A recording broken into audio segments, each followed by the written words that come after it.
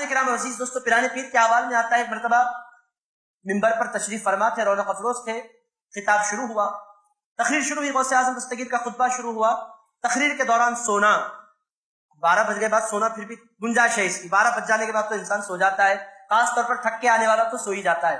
12 بجے کے بعد اگر کسی کی نیند لگ گئی الگ مسئلہ ہے، مگر شام میں عصر کے بعد تقریر ہو رہی ہے، مغرب کے بعد تقریر، بندہ سو رہا ہے تو بہت بری بات سمجھی جاتی ہے۔ غوث پاک خطاب کر رہے، بندہ سو گیا، سویا تو سویا، ایسے سویا کہ بھول ہی گیا کہ وہ کہاں ہے، ٹیکا ویکا لے کر آرام سے کھمبے کو، اب دیواروں سے ٹیکے لینے والے عام طور پر سوتے ہیں، اور جمعے کی نماز میں سونا تو ہمارے فرائض میں سے شامل ہے۔ کئی لوگ جمعے کے دن خطبے میں برابر پابندی کے ساتھ سوتے ہیں، بعض مرتبہ تو ایسا بھی ہوا ہے کہ غراٹے بھی مار دیتے ہیں، بازو بیٹھ کر اٹھانا پڑتا ہے، بھائی آپ جمعے کی نماز میں ہے، تب جا کر جاگتے ہیں، بولتے ہیں کہ خطبہ ہماری سمجھ میں نہیں آتا، اس واسطے ہم سو جاتے ہیں۔ تو میرے دوستو، یہ سونا الگ مرحلہ ہے، سویا انسان سو جاتا ہے، بندہ سو گیا، سویا تو سویا کس کی مجلس میں؟ بڑے پیر کی مجلس میں سویا، غوث اعظم دستگیر کی مجلس میں سویا۔ بڑے پیر کی توجہ بار بار نگاہ اس پر پڑ رہی ہے، آزو بازو والے بھی محسوس کر رہے ہیں کہ بڑے پیر اس کو دیکھنے لگ گئے، سامنے میرا ٹیکا لے کر وہ سو رہا ہے۔ غوث پاک نے 1 مرتبہ دیکھا، 2 مرتبہ دیکھا، 3 مرتبہ دیکھا، تقریر کے دوران بڑے پیر منبر سے اٹھ کر کھڑے ہو گئے۔ اب اٹھ کر جو ہی کھڑے ہوئے، لوگوں کے دل کانپنے لگے۔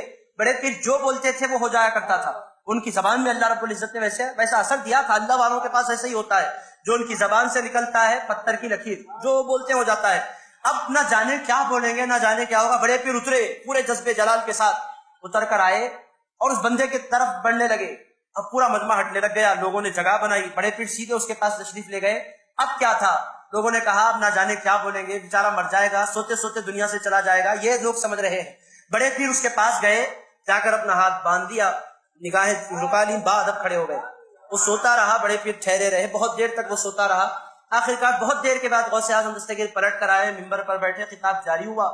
اب یہ ہونے کو ہو گیا، پوچھنے کی ہمت کسی میں نہیں ہے، ولیوں کے سردار ہے، پوچھے تو پوچھے کیسے، کوئی پوچھ نہیں پا رہا ہے، مگر ہر ایک کے دل میں سوالات تو ضرور پیدا ہو رہے ہیں۔ خطاب ختم ہوا، اب لوگ جہاں بڑے پیر سے ملنے کے لیے ایک لائن لگ گئی ہے، ہمیشہ ایک لائن ہوتی تھی، آج 2 لائنز لگ گئی ہیں، ایک بڑے پیر سے ملنے کے لیے، دوسرے سونے والے سے ملنے کے لیے۔ یہ سویا تو سویا، غوث پاک کی مجلس میں سویا، اور معاملہ یہ ہے سویا بھی بڑے پیر بجائے جلال میں آنے کے اس کے سامنے ہاتھ بن کر کھڑے ہو گئے۔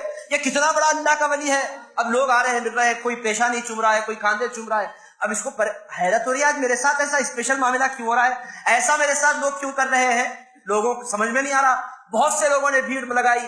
اب وہ جب مسجد سے نکلنے لگا، لوگوں نے پوچھا حضرت ہم آپ کو مان گئے، آپ کی شان ہی جدا ہے۔ بھائی میری کیا شان جدا ہے؟ کہنے لگے آپ آج سرکار غوث پاک کی مجلس میں سوئے اور غوث پاک آ کر آپ کے سامنے ہاتھ باندھ کر کھڑے ہو گئے، آپ کی عجیب شان ہے۔ کہنے لگے نادانو تم سمجھتے ہو بڑے پیر میرے سامنے ہاتھ باندھ کر کھڑے تھے؟ کہنے لگے نہیں تو پھر آپ کے سامنے نہیں تو کس کے سامنے؟ ارشاد فرمایا ادھر میری نیند لگی اور اللہ رب العزت نے ادھر اجابات اٹھائے، میں نے دیکھا کہ مدینے سے مصطفیٰ کی سواری آ رہی ہے، میں نے دیکھا، خواب تھا، میں خواب میں دیکھ رہا تھا سرکار تشریف لا رہے ہیں، سرکار آتے جاتے ہیں غوث پاک کی مجلس میں، آتے بھی ہیں، دعائیں بھی دیتے ہیں، سرکار ناز فرماتے ہیں، ناز فرماتے ہیں اپنے اس نواسے پر کہ مجھے اللہ نے ایسا نواسا عطا فرمایا ہے۔ وہ جب بیٹھتا ہے تو اولیاء اپنی گردنیں بچھا دیا کرتے ہیں، ایسا نواسا اللہ نے مجھے عطا فرمایا ہے۔ سرکار ناز فرماتے ہیں، خوش ہوتے ہیں کہ اللہ نے مجھے ایسا امتی عطا فرمایا ہے۔ سرکار آتے جاتے ہیں، وہ ارشاد فرماتے ہیں تم سمجھتے ہو میری خاطر؟ کہنے لگے ہاں۔ ارشاد فرمایا میں خواب میں سرکار کو دیکھ رہا تھا اور غوث پاک جیتے جاگتے سر کی آنکھوں سے سرکار کا مشاہدہ فرما رہے تھے۔ بڑے پیر میری ادب کی خاطر نہیں کھڑے ہوئے تھے، مصطفیٰ کائنات اپنے آقا کی ادب کی خاطر کھڑے ہو گئے تھے۔